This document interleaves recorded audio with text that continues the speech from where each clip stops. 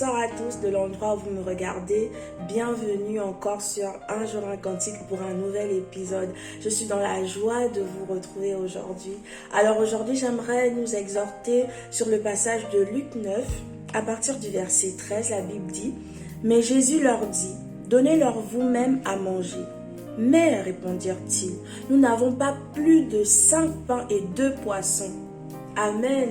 Je vais m'arrêter là. Donc, c'est l'histoire de cette foule qui était venue au pied de Jésus et donc les disciples qui allaient dire à leur maître, mais nous n'avons pas de nourriture suffisante pour nourrir autant de personnes. Et Jésus va faire ce miracle avec les 5 pains et 2 poissons. Amen. Et donc, moi, je pouvais me poser la question suivante, que pourquoi lorsque on nous demande par exemple de délaisser certaines choses, lorsque par exemple on nous demande de venir à Christ tel que nous sommes, nous avons toujours des excuses. Oui, nous sommes un peu comme ses disciples.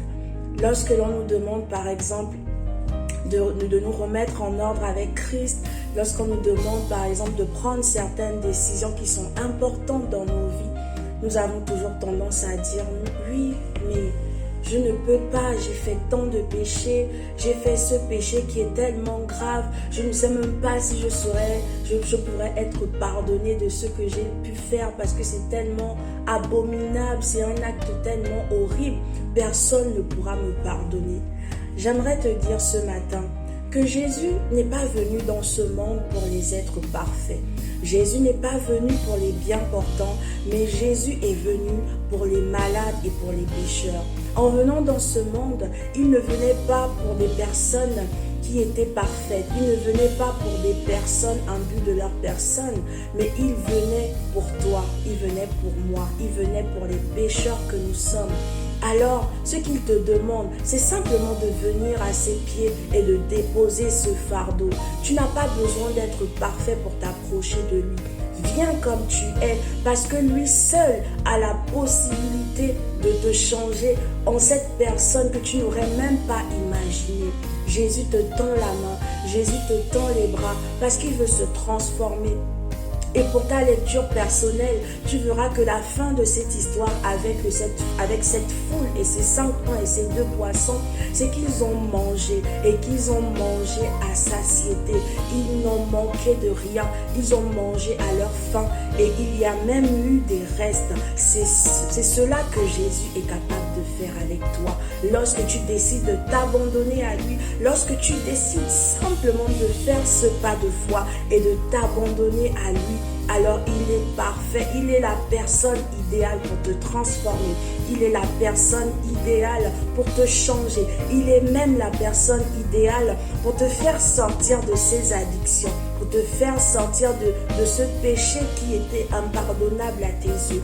Il est capable, il est cette personne qui renouvelle, il est cette personne qui restaure, il est même cette personne qui guérit.